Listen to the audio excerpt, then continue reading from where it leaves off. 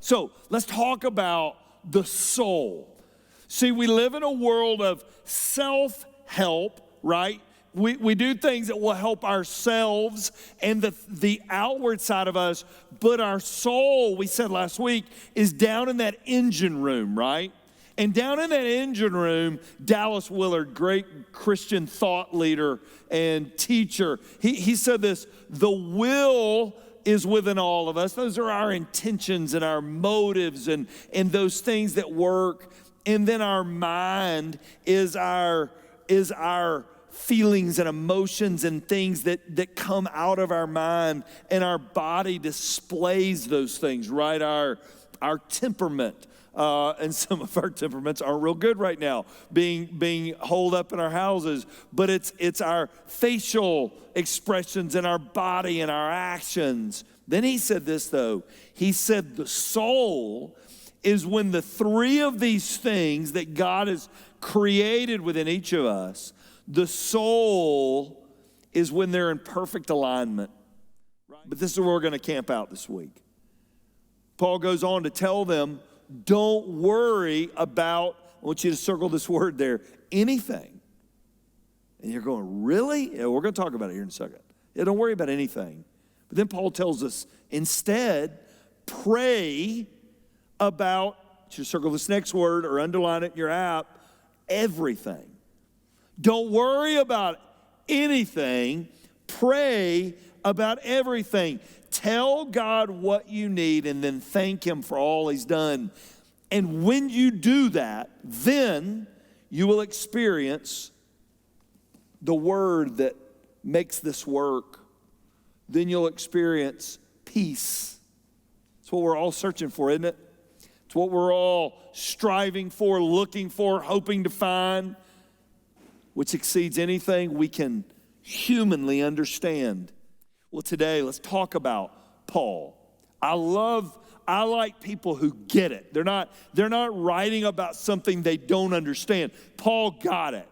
So for Paul to be able to write this in the circumstance he was in was right what you and I need, because we live in a world with more questions than answers. And he says this, principle number 1, worry about nothing. And you're going, okay, that would be nice, but Mike, did you know that blah, blah, blah, blah, blah?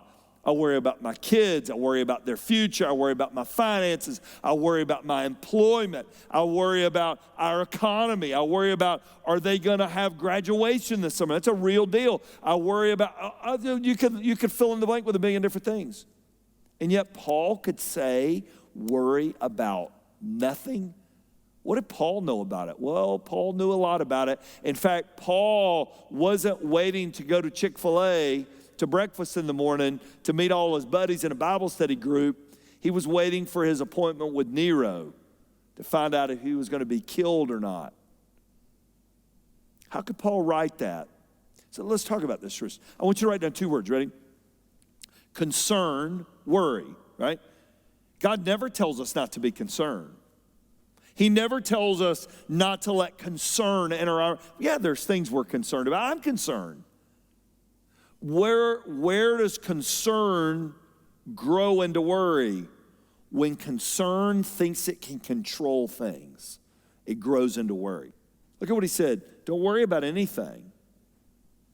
Jesus said, don't worry about tomorrow, for tomorrow will bring its own worries. Today has enough trouble of its own. There's enough trouble for just today. So here's our key to relieving stress.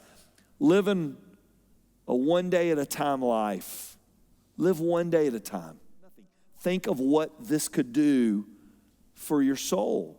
See, when worry is living in here, it affects the restlessness of your soul. That's why your soul's never at peace when worry has taken up residence. And some of us, man, we